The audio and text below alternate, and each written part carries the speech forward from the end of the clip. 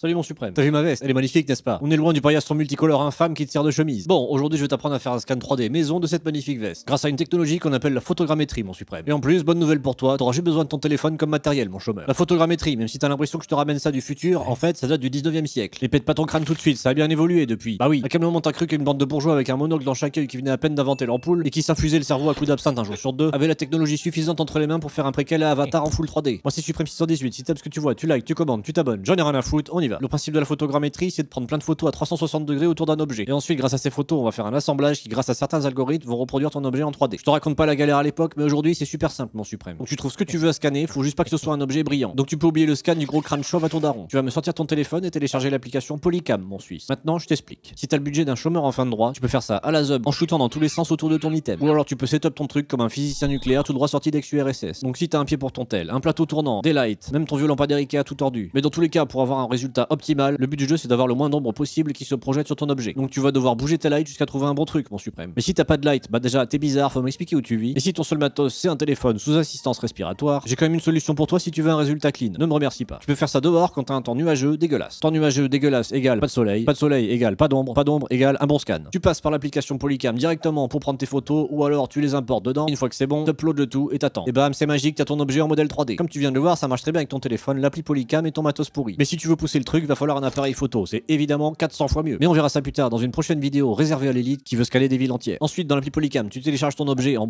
.obj ou point ce que tu veux, on s'en bat les couilles, et tu vas m'importer ça dans un nouveau projet Blender. Bon, moi j'ai fait ça avec un vêtement, mais tu peux faire ça avec la merguez de ton colocataire si tu veux, ou ta paire de Crocs édition Vladimir Cauchemar. Tu me relis tes textures là où il faut. Et maintenant, on va utiliser les différents outils du mode sculpt pour cleaner ton objet. Par certains outils, j'entends surtout le grab et le smooth, bien sûr. Tu lisses par-ci, tu lisses par-là, tu rebouges un petit peu par ici, tu rebouges un petit peu par-là, jusqu'à ce que tu aies un résultat cool. Tu prends le temps qu'il faut. Voilà, c'est tout beau, c'est tout propre, ça sort d'un bon bain à 43 degrés. Maintenant, libre à toi de changer tes textures si t'en as envie, de partir dans tes délires complètement absurdes, de rajouter des poils si ça t'amuse grâce à mon tuto juste ici. Vas-y, clique. Mais dans tous les cas, tu vas me construire une petite scène et me rajouter des lights. Tu peux encore une fois aller voir mon tuto juste ici, là, oui. Tu me fais un rendu de tout ça une fois que c'est prêt. Et voilà, c'est magnifique, bravo. Si t'as appris quelque chose aujourd'hui, n'hésite pas à t'abonner, à liker ou à commenter, fais ce que tu veux, j'en ai rien à foutre. Mais surtout, n'hésite pas à faire n'importe quoi dans ton logiciel et à cliquer partout parce que c'est bien sûr aussi comme ça qu'on apprend. Bisous mon suprême.